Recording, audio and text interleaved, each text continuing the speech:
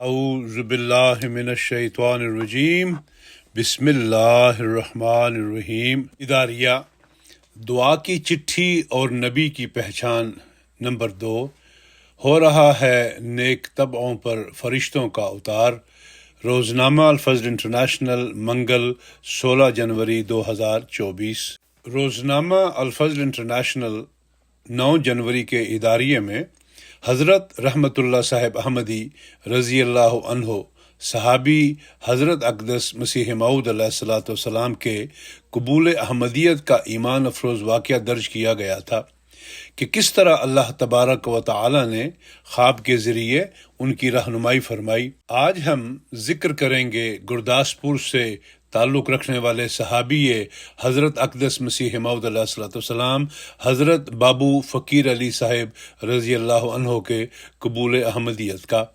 آپ ریلوے کے ملازم ہونے کے ناطے سندھ میں تعینات تھے، جہاں سے 1905 کے اواخر میں حضرت اقدس مسیح موعود علیہ الصلوۃ والسلام کی بیعت کی سعادت پائی۔ آپ کی ولادت 1882 یا 1884 کی بتائی جاتی ہے۔ آپ بچپن ہی سے بہت ذہین ثابت ہوئے۔ اللہ تعالیٰ کے خاص فضل سے عہد طفولیت میں اور پھر دوران تعلیم نیک ماحول میسر آیا۔ اعلیٰ تعلیم حاصل کی۔ ریاضی، الجبرا اور عقیدت میں اتنے ہوشیار تھے کہ 150 میں سے 150 نمبر ہی لیتے تھے، کبھی ایک نمبر بھی کم نہ لیا تھا۔ آپ نے اچھے نمبروں میں میٹرک پاس کیا اور پھر کچھ وقت گزرنے کے بعد ریلوے میں بطور سگنیلر اور پھر اسسٹنٹ اسٹیشن ماسٹر تعینات ہو گئے۔ بچپن میں بابو فقیر علی صاحب کو احمدی علماء کا علم ہوا۔ پھر جس زمانہ میں آپ گرداسپور شہر میں زیر تعلیم تھے، آپ کا قیام قریب کے موضع اوجلا میں اپنے ایک چچا کے ہاں تھا۔ اس موضع میں سکھوانی برادران حضرت میاں امام الدین صاحب، میاں جمال الدین صاحب و میاں خیر الدین صاحب رضی اللہ عنہ کا آنا جانا تھا۔ آپ کو اچھا دیندار اور پابند صلاۃ پا کر اوجلا کی مسجد میں ان تینوں بھائیوں میں سے ایک نے آپ کو مخاطب کر کے کہا کہ یہ لڑکا بہت نیک اور سعید ہے، یہ ضرور احمدی ہو جائے گا۔ اس پر آپ نے کہا کہ میں اس طرح آپ کے جھانسے میں نہیں آتا اور مرزائی نہیں ہوتا۔ معلوم ہوتا ہے کہ آپ نے یہ بیان عدم معرفت اور نیک نیتی کی بنیاد پر کہے، اسی لیے چند برس ہی گزرے تھے کہ خدا تعالیٰ کی قدرت سے آپ مسیح الزماں علیہ الصلوۃ والسلام کے قدموں میں آ بیٹھے۔ آپ کی قبول احمدیت کا واقعہ کچھ یوں ہے کہ آپ 1905 میں بلوچستان کے پہلے اسٹیشن جھٹ پٹ پر اسسٹنٹ اسٹیشن ماسٹر متعین ہوئے۔ اس زمانہ میں پٹ سیکشن کا یہ پہلا اسٹیشن اجاڑ بیابان تھا۔ 25-30 میل ارد گرد تک آبادی، پانی اور گھاس تک نہ تھا۔ سبی اسٹیشن تک صرف ریلوے اسٹیشنوں پر پانی دستیاب ہوتا تھا، جہاں ریلوے ٹینک میں یا تالاب میں پانی ذخیرہ رکھا جاتا تھا۔ منشی عبدالغنی صاحب اوجلوی نے وہاں آپ کو حضرت مسیح موعود کا اشتہار الانذار بھجوایا۔ آپ کو حضور کی کوئی کتاب یا مضمون بھی ملا۔ ان کے مطالعہ سے آپ کا دل حضور کی صداقت کا قائل ہوتا، لیکن علماء و مخالفین کے اعتراضات کے مطالعہ سے آپ کے دل میں اضطراب پیدا ہوتا کہ صداقت کدھر ہے۔ آپ سنسان مقامات میں جا کر دعائیں کرتے کہ اے اللہ، تو میری رہنمائی فرما۔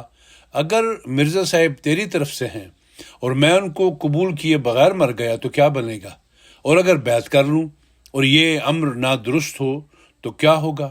ان حالات میں جب کہ اس اسٹیشن پر اسٹاف اور اسٹیشن ماسٹر سب ہندو تھے اور کوئی مشیر کار نہ تھا، آپ نے اپنی رفیقہ حیا سے کہا کہ ان ایام میں میری موت واقع ہونے لگے تو حضرت مرزا صاحب کی فلاں تحریر میرے سامنے کر دینا۔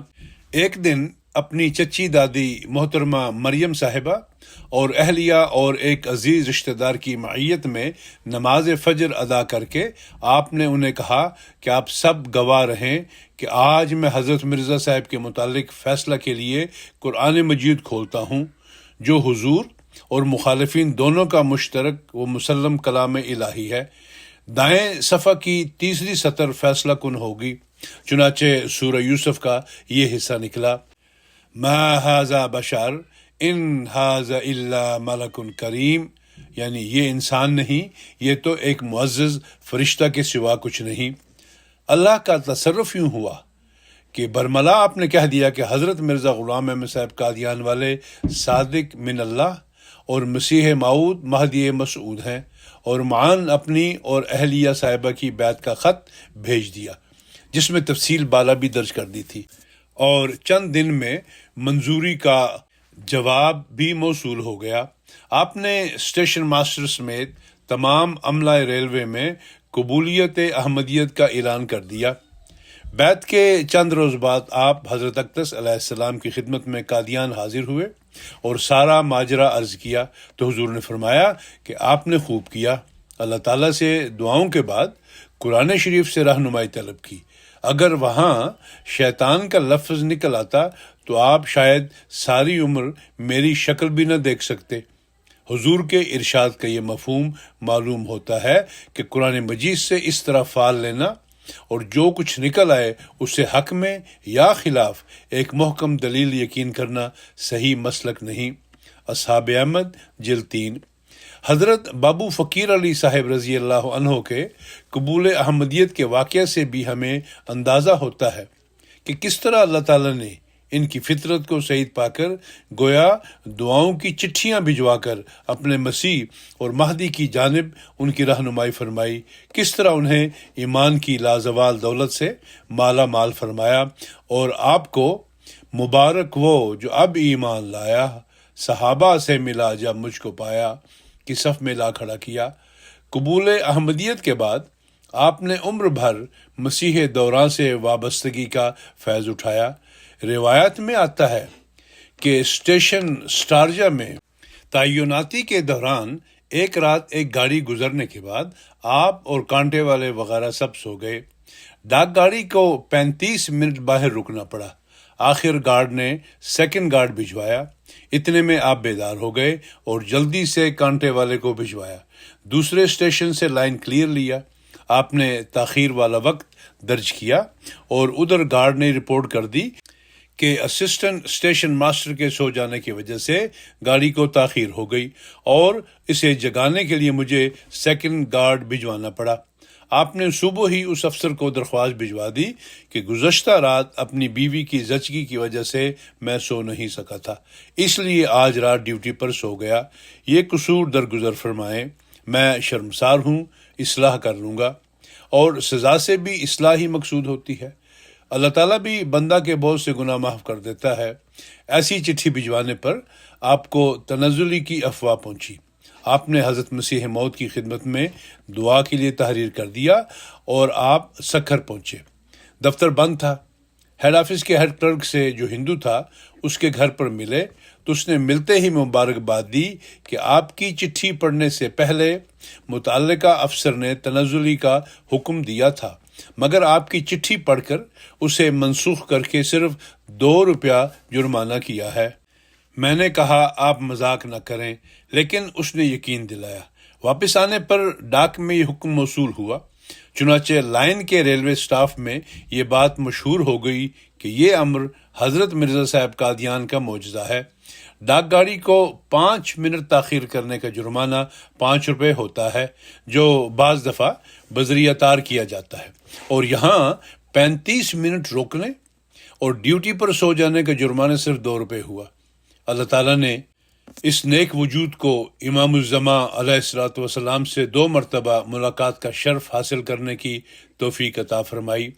آپ اور آپ کی نسلوں کی آنے والی زندگیوں نے ایمان اور ایقان کی دنیا میں جو زرعی ابواب رقم کیے، ان کا آپ اور آپ کے فرزند ارجمند مولانا نذیر احمد علی صاحب کے حالات زندگی کا مطالعہ کر کے بخوبی اندازہ لگایا جا سکتا ہے۔